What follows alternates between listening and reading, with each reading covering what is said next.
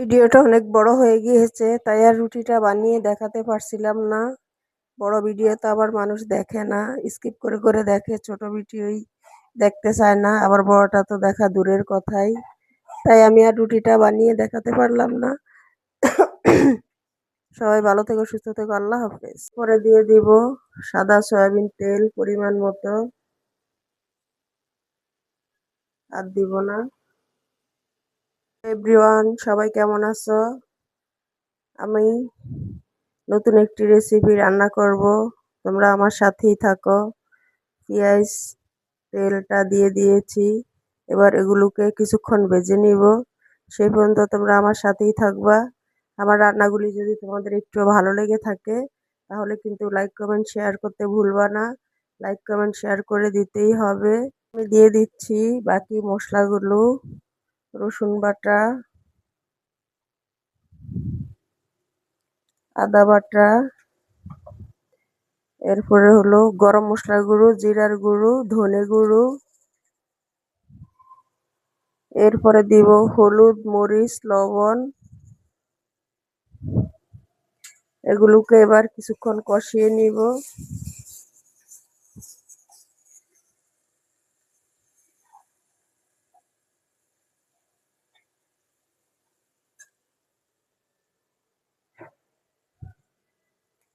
এবার দিয়ে দিব মুরগির মাংস, ছোট ছোট পিস করে কেটে নিয়েছি মুরগির মাংসগুলোকে, এগুলো দিয়ে দিচ্ছি।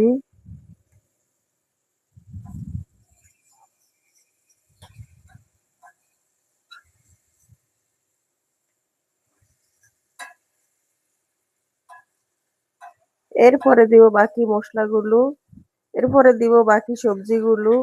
ভুল করে বলে ফেলেছি মশলা।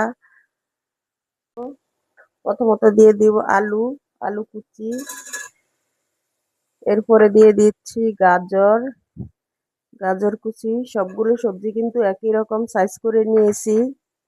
এটা দিয়ে এবার রান্না করে একটা পুর তৈরি করে নেব। তোমরা দেখতেই থাকো আর কি কি করি, কি কি মশলা দেই, কি কি সবজি দেই। আমি দিয়ে দিব কয়েকটা কাঁচামরিচ কুচি। সবজিগুলো যেভাবে কেটেছি ঠিক কাঁচামরিচটাও কিন্তু ওভাবে কেটেছি। এই যে কাঁচামরিচ কুচি। এই পুরটা কিন্তু তৈরি করলে রোল বানিয়ে খাওয়া যায়, সমোসা বানিয়ে খাওয়া যায়, এরপরে আবার সিঙ্গারাও কিন্তু বানানো যায় এটা দিয়ে। অনেক রকম অনেক কিছু বানিয়ে খাওয়া যায় এই পুরটা ঘরে থাকলে। অন্য কোনো রেসিপি বানাতে সময় লাগে না, ঝটপট করে বানানো যায়। তাই আমি পুরটাকে একটু বেশি করে বানিয়ে নিয়েছি যাতে অনেক কিছু বানানো যায়। এবার আমি দিয়ে দিব টমেটো, একটি টমেটো এই যে এভাবে কেটে নিয়েছি। এই পুরটা কিন্তু পরোটা, রুটি, ভাতের সাথেও কিন্তু খেতে অনেক টেস্ট। পোলাওর সাথেও খাওয়া যায়, খিচুড়ির সাথেও খাওয়া যায়, খেতে কিন্তু অনেকটাই টেস্ট হয়। এভাবে কিন্তু আপনারা বাসায়ও কিন্তু বানিয়ে খেয়ে দেখতে পারেন, অথবা বানিয়ে রেখে দিতে পারেন। এভাবে কিন্তু বানিয়ে রেখে দিলে কিন্তু অনেক কিছু তৈরি করা যাবে ঝটপট করে। শেষ, এবার দিয়ে দিব 1 কাপ পরিমাণ পানি। বেশি পানি কিন্তু দিতে হবে না, 1 কাপ পরিমাণ দিলেই হবে। কষানোর ভিতরেই কিন্তু সবকিছু সিদ্ধ হয়ে গেছে মোটামুটি। এখন অল্প একটু পানি দিলেই হবে, তাই আমি এখানে 1 কাপ পানি দিয়েছি। এটা কিন্তু দুপুরবেলা ভাতের সাথে একটু খাওয়া যাবে, এরপরে আবার বিকালের টিফিনের জন্য রুটি বানিয়ে রুটি দিয়েও খাওয়া যাবে। আমি এখানে বিকালের টিফিনের জন্য রুটি বানিয়ে নিব, রুটিটাও আপনাদের সাথে শেয়ার করব। দেখি কি অবস্থা। এই যে সবগুলো কিন্তু সিদ্ধ হয়ে গিয়েছে, এখন শুধু ঝোলটা টেনে গেলেই কিন্তু নামিয়ে ফেলবো, একবারে পারফেক্ট ভাবে হয়ে যাবে। আপনারা যারা আমার রান্নাগুলি দেখেন কিন্তু লাইক দিতে ভুলে যান, যদি আপনাদের ভালো লেগে থাকে তাহলে কিন্তু একটি লাইক দিয়ে যাবেন। আর আমার এরকম ছোট ছোট রান্না যদি আপনারা পেতে চান তাহলে আমার চ্যানেলটিকে সাবস্ক্রাইব করে আমার পাশে থাকবেন।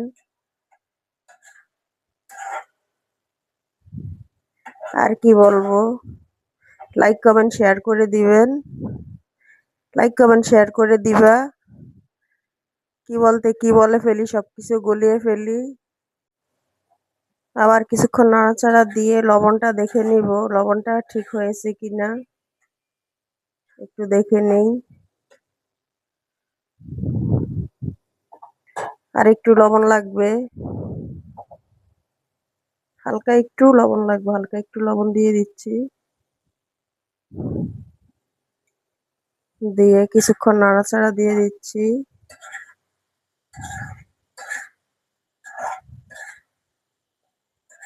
লাইক কমেন্ট শেয়ার করে দিও, লাইক কমেন্ট শেয়ার করতে কিন্তু ভুলো না। এবার দিয়ে দিব আমাদের দেশি ধনেপাতা, যে বড় বড় ধনেপাতাগুলি।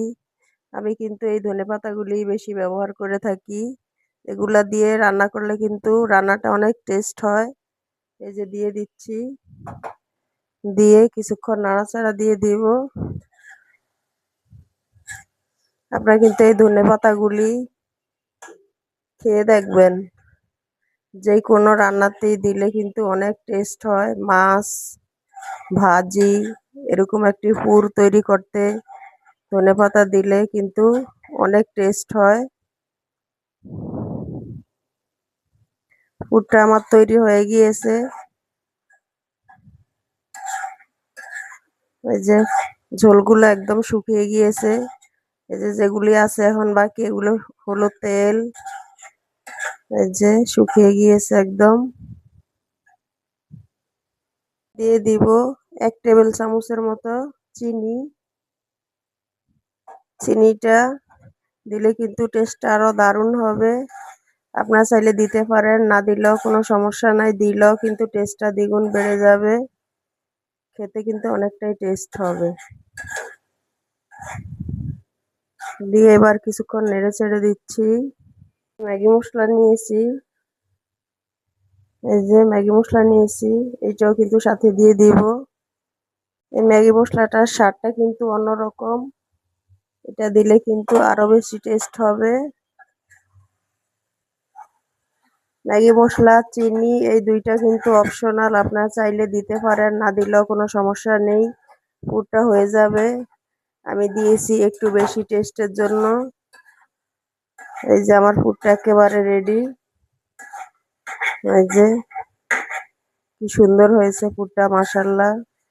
দেখতে কালারটা অনেক সুন্দর হয়েছে, খেতেও কিন্তু অনেকটাই টেস্ট হয়েছে।